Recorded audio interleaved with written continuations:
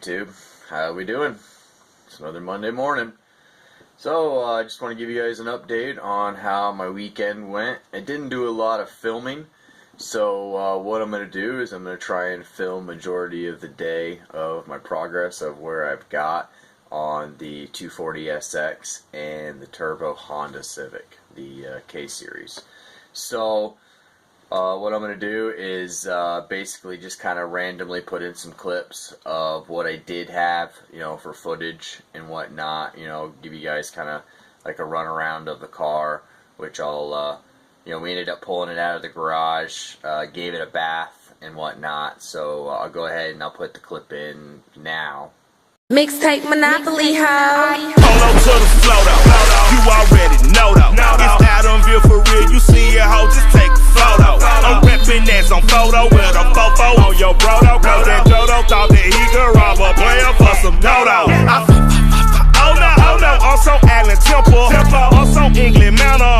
I'm so Misty Valley. And I got a couple pounds yesterday out of Cali. Okay, so pretty nice little car, right? So I ended up figuring that car out. That actually wasn't too bad. It took me about 5 or 6 hours, and I ended up sourcing what the issue was, why it would actually end up firing every once in a while or not firing at all, and then it wouldn't even stay running. What it was a grounding issue with coil packs. Coil packs were not grounded completely, so I went through and realized that the bolts that he had for the valve covers on top that hold the actual coil packs down and ground it weren't even touching at all. The studs themselves were they're too long. So they were basically maxed out inside the valve cover, and you could still move the coil pack back and forth. And it just had too much play. It wasn't grounding, and then sometimes it was, type deal. So bad situation. So I ended up putting some smaller hardware in there and tapping it down and whatnot, and going through it, testing it, and then finding out that the coil pack harness had a bad ground on it, which caused the coil packs to end up boiling over, which is a huge common problem with the Nissans, from what I understand. I guess you could be driving down the road and beating the snot out of your car, and if your coil packs are not grounded completely, they actually fry. It's actually a very common issue in SR20s. So, yeah, so I came across that. I was wondering why it did that. I watched it happen. It was just cranking over. We were just starting it, just trying to get it to start after I got all the grounds, and I basically watched 3 of the 4 coil packs boil right in front of me in sequence, from 4, 3, 2, all the way up. So, other than that, yeah, I figured the source out. It's a grounding issue. It's that whip, and that's that harness. A lot of guys just change their coil packs and change the harness, and the issue is solved. So, moving on to the Civic, I ended up jumping on that on Saturday night, I guess, and I ended up putting on jack stands and did a little bit of wrenching on it. But Sunday, yesterday, was actually the majority of wrench time that I got done. I ended up getting all the suspension and the crossmember, the turbo, the exhaust. I got everything all pulled off. The disassembly is basically done now. I'll go ahead and I'll show you the clip of what it looks like now. Who am I? Why am I even here, man?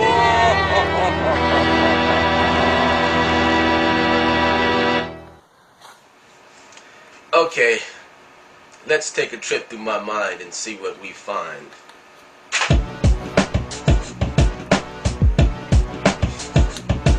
Yeah. Okay. Yo. In high school, Marcus wasn't a helpful student. He dropped out because teachers would never help him through it. And if I don't save this rap game, who else would do it? This is my motherfucking world. Welcome to it. If you thinking that hop's whack, then you was hating. What the fuck do my contacts have to do with Satan? I want a bitch with a bomb ass and some lubrication. A lover boy, you see, I'm that, but I'm rude and blatant. Now you listen here, I started the movement this year. I will. So yeah, so today, I basically, I don't have to put a header on there. So I'm gonna go ahead and do that today, and get that done for my buddy. He can sell the car now. The car is built. You know, it's got 0 miles on it. The car is basically a brand new car. It's only got 30,000 miles, original miles on the odometer. It's got 0 miles on the motor. It's completely all forged internals. It's 10-to-1 compression. So, guys, if you guys are wondering, well, taking that turbo off, is it going to be low compression if it's built? You know, the thing's going to be slow. It's not. It's going to be 10-to-1 compression. The thing's actually still going to be a screamer. So, it's all fully built. You know, transmission and whatnot, bigger synchros, taller, longer. You know, he's got a whole list of parts in there. So, I mean, once I get in there today and I get some more light, I'm going to see if I get some more footage on there.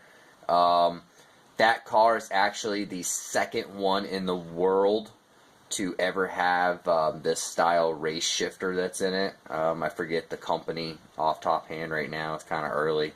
But once I get over there and have my coffee, I'm sure I'll be able to remember everything. But other than that, he ended up calling them on some issues, and they were like, what? You're trying to do that? Like, they literally were like, you're the second one in the world to ever make it work, because they had it done. And I'm not real sure exactly what the issue was, but... Okay, so I just got here, and just give you guys a run through. You guys can see, like, all the wires are everywhere. I went through everything. I even added a couple grounds here and there. You know, they're kind of ugly, but they were just so that I could get the basically form over function. You know, so yeah. Other than that, I'll give you guys an idea of what to look for. You see the bubbling right there on top of the coil pack? These are actually oil filled, and because they get too hot because lack of ground. So what it is, it's not necessarily impedance, it's actually resistance. So because of the resistance of lack of ground, it causes it to actually overheat and boil over. What you guys don't want to do is, this guy's like, well, maybe we can get it to run still and start it up. I had to explain to him that no, you can't do that, because if these explode, the oil that's actually inside of these coil packs literally will deteriorate and rot any plastic and rubber that it comes in contact with. And usually the oil goes down inside where the spark plug is, and the valve cover actually has a seal that goes around the valve cover that, you know, doesn't allow the oil to go inside where the spark plug is, and that naturally, obviously, deteriorates very quickly. So because of that, you have to pull the whole valve cover off and change the whole valve cover gasket in the process because of your coil packs. So I explained that to him. We're at a dead stop now. I've checked literally everything. Everything on this car works perfectly. This car is all full standalone. I checked the computer. Everything is right in parameters. Everything is working exactly the way it's supposed to. You know, everything's getting the proper ground and voltage. So I know, you know, for a fact that it's definitely these coil packs and that harness. The harness was not even for this car. It actually came off of the SR that's sitting outside. So, you know, it obviously, you know, if you guys saw my video from before, you guys saw the mouse on the SR that's sitting outside. So that harness had an issue which caused these coil packs to boil over, you know, and really you're supposed to clip the ground cable and individually ground every single one. But as you can see, here's your ground, guys. Here, it's down in there. You can't really see it, right? Because it's black. This valve cover's painted. You're really supposed to clean the spots off and then, you know, run your hardware down onto that, because it's just a better ground. So other than that, we're going to do all of that when he gets all the parts and go from there. You know, these SRs, this is pretty much the very first one I've ever worked on, so it's kind of a live and learn with me. I learned that these are common problems with them, that if I thought I had a good enough ground just by doing the normal single ground for all 4 coil pack harnesses, guys, that's OEM. That's exactly what they normally do. But apparently it wasn't good enough. I actually ended up doing 2 grounds off of that. I went straight to where the engine harness ground goes, and then off of the engine ground I actually went all the way around and I actually did a body ground, guys. So I actually over-grounded it. So it wasn't that, it was the fact that they weren't grounded completely to the valve covers. So because this ground wasn't in set, this ground is canceled. So because this ground's canceled, all my extra work that I did really didn't work as well as I thought it was going to, because the grounding plate on the coil pack that mounts to the valve cover, that's a grounding plate, guys. That's not a mounting plate, that's a grounding plate. So know what you're looking at. Sorry, it just took me like 3.5 minutes or 4 minutes to explain all that, but that's where that's at. Ended up being coil packs and a harness. So I found them some on eBay. We're going to actually go with the LS2 coil packs. The igniter chip's already deleted, so that's already been done now. So I'm going to go ahead and move on to the rest. So now, I made a huge mess. Yeah, there's no wheels on the Honda anymore. I went ahead, this was quite a bit. Yeah, here's the subframe, all the suspension. I drop it all in one unit. It's pretty relatively easy. This you can see I don't even have like any like hoist or anything on this. The reason why this is because it has solid motor mounts, so the motor's not going anywhere at all. So obviously you can see there's nothing back there anymore. I did everything that I could disassemble, and then we're gonna go with a solid header. This is a lot better than the two-piece. Let's just put it that way. So show you guys what I ended up pulling out of here, and it was a pain in the butt having to hold it by one hand and ratchet out that last manifold bolt and then pull all this out as an assembly. That's what came out of it. That's what was in there. You know, real nice Ram style tubular manifold, V-band. It's got the 39mm precision wastegate. I mean, all this stuff is brand new, which is really great. 6262 precision. Anti-surge turbo. I don't know if I can get this to focus in there or not, but other than that, you guys can get an idea. I might have to pull the see if I get this to focus in there. There it goes. You guys can see it's got the billet wheel upgrade, which is phenomenal. This thing is, it's nice, obviously. $15 to $1,700 I think they go for, depending on what website you normally get them on, but I've never seen them go under $1,400, so let's just put it that way. It's a very nice turbo, and Precision even says that these are their holy grail turbos, only for the sheer fact that they're the most efficient turbo they've ever produced. It's produced the most power, which amazes me. So, like, I mean, obviously they have bigger turbos that produce more power than these, but they're not as efficient and they don't produce as much compared to the efficiency of this turbo. So I mean, what's great about the 6262 is the exhaust housing is matched with the turbine or the intake housing, so it's actually going to spool a lot faster than the 70s. So yeah, there you go. I mean, obviously this is a 70mm AR. Really good way of telling that. Normally with Precision, I believe, yeah, they do right there on the inside, AR 70. So it does tell you the trim size, which is really nice. But other than that, that's it. That's where I'm at right now. I'm going to go ahead and basically throw this thing back together, get that one piece back in there. There is, it's got a custom downpipe on it, so I ended up just dropping it down. Still got the V-band on it, and it has the wastegate dump tube that's actually welded right to it, so it all drops down as one section, which is really nice. So all that goes up as one nice section, mates up perfect, exactly where it's supposed to go, kind of like an OE fashion. Whoever fabricated it did a really nice job. They got really nice welds on it, so I was, you know, really kind of appreciating the work when I was underneath there. So I'm going to get that downpipe off and move on to the rest, kind of finish this up today, that way I can get paid for this job, and yeah, get back in my shop and start working on the GC body Subaru. Alright, so just a little trick, guys, in case you guys don't have any like oil pickup, you know, like the kitty litter. It looks like this. You know, it's just your oil dry. I've heard it as a lot of different names and whatnot, but what's really good about soaking the oil up is actual cardboard. So if you lay this down, and this was just a tiny little pool, you know, that had spilled down, but this morning it's spread right out. It actually soaks up really well and doesn't get into the concrete as bad, which is really nice. Okay, so I'm bugging. I tried putting this thing back together and I'm having issues because I got my tools all over the place. So I need to clean up shop from the mess I made yesterday. I'm like freaking out. So yeah, so now I gotta clean everything up, get all my tools organized, because this is just not how I work. You know, this is somebody else's shop. I basically had to migrate my entire shop over here. So that's what I'm gonna do now, is clean up my shop and his shop and start working again. Alright, so sorry for the clutter, guys. I mean, I didn't take the car apart, but this is where I'm at. Kind of move some stuff out of the way so I can get in here. But this is the shifter I was talking about. It's a K-tuned shifter, I believe. Yep, K-tuned. But that's it. And to remove the downpipe, obviously I got to be able to unplug the O2 sensor.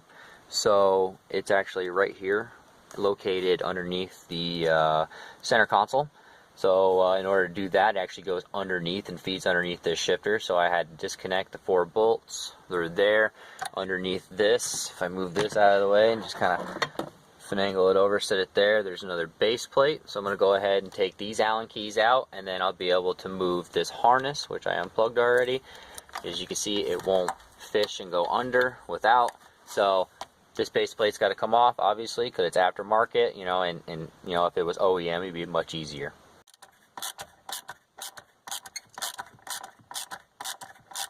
Kind of a pain in the butt because I didn't bring a lot of my power tools with me. I kind of regret it. I left them all at home on the charger on the accident. So I don't have my nut driver, I don't have my small little impact, so I'm unable to do this. And I didn't bring the step down adapter to allow me to use the smaller sockets.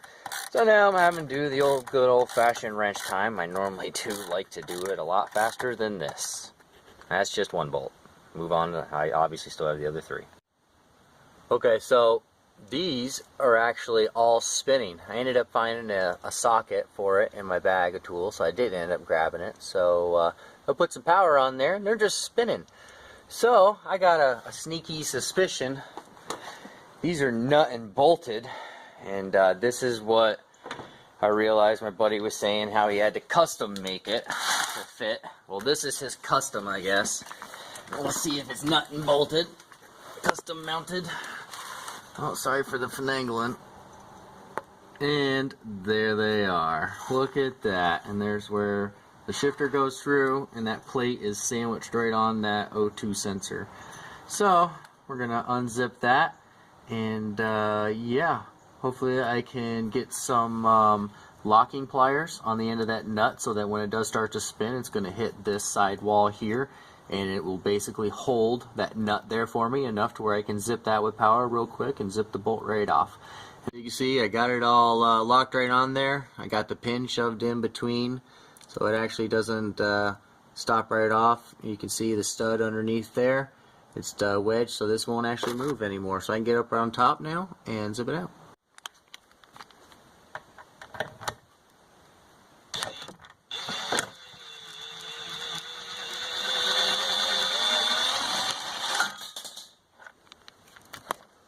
Come right out. Alright, so now I got them all off. Let's see if I can do this with one hand. This is the CNC full aluminum base plate for your K-tune shifter. It's a really nice base plate.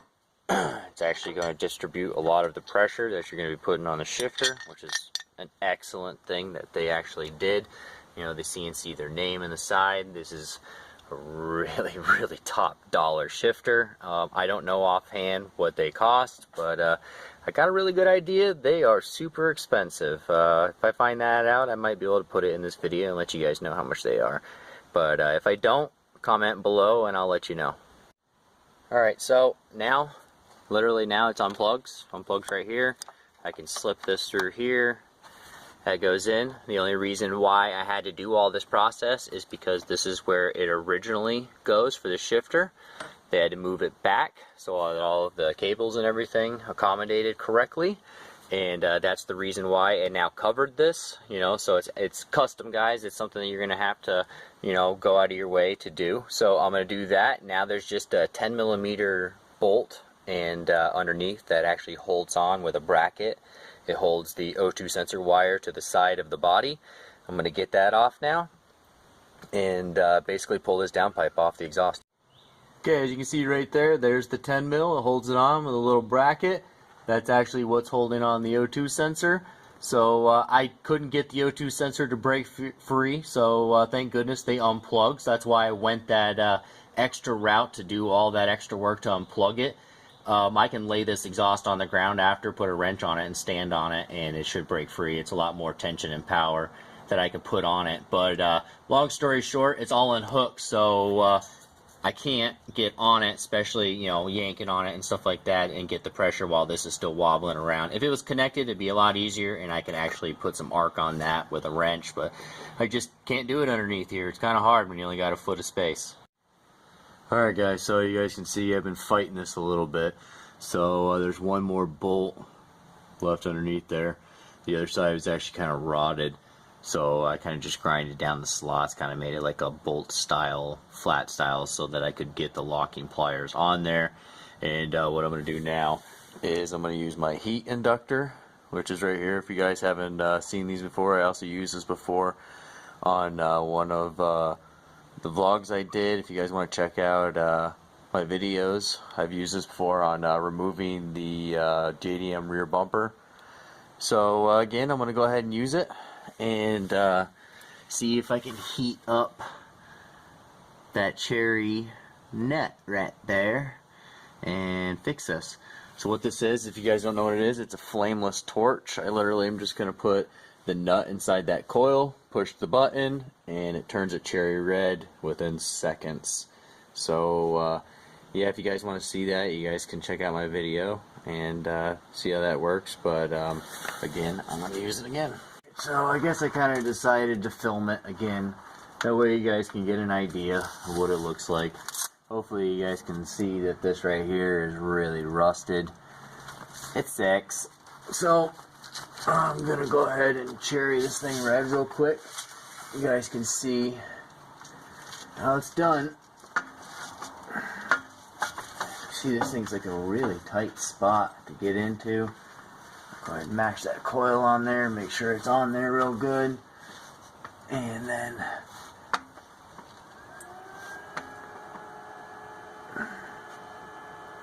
hope you guys can see that.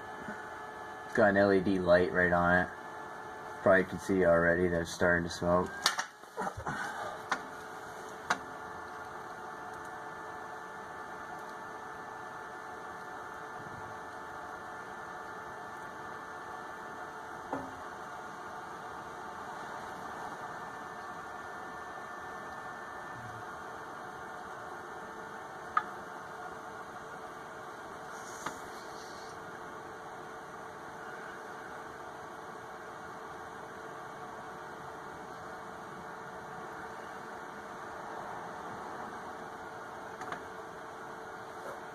Okay, so it's cherry red. I'm just going to go a little bit longer so it holds its heat. Alright, there you go. And we get this guy on there.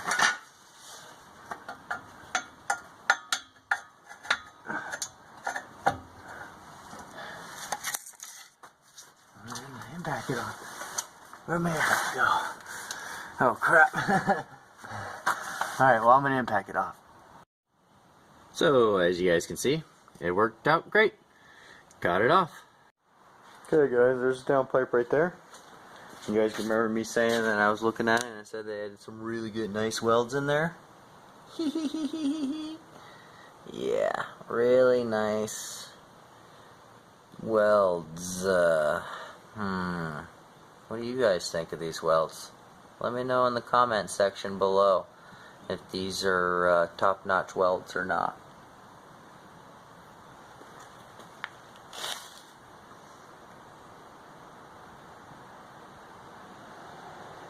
There we go. Oh yeah, good stuff. And there's the replacement. Bingo. Stainless steel header. Just quick overview real quick of what's going to be replacing that section there. And yeah, how do you guys feel about taking all this turbo parts off and going just straight NA with this car? How do you guys feel? Let me know in the comments. Alright, so I got the header fit, and it relatively fits pretty good actually for a $70 Amazon header. So it's actually not bad. But the other than that, like right here down at the end where it mates, it actually is twisted just a little bit lower than the exhaust itself, so I'm really hoping I can get a little bit of twist, but I know that I just tried twisting this and that ain't twisting it at all inside here. But I do know that this is coiled, so if there is going to be some leeway, I can probably pry it and make it go. So we're going to hopefully get it all buttoned up. Right now it's just a test fit. I got it up there, everything's mated. So other than that, I'm going to go ahead and snug all these bolts and see how everything works and tighten it all up, see how if I like the fitment. And then after that, I'm going to take it back off, put the gasket back in there. The only reason why I didn't put the gasket in is because I like to dry fit all my parts first. Just is what it is. You never know if you have to manipulate like the transmission tunnel or anything like that, which in this case we had to. So other than that, yeah. Alright, it's all buttoned up now. Had to end up using another bolts, you know, to get them in there. But it's all nice and tight, ready to go. So I'm going to go ahead and end here. And hopefully you guys enjoyed. Tomorrow I'm going to get the oil pan back on and get the cross member back on. And that should be it. But hopefully you guys liked it.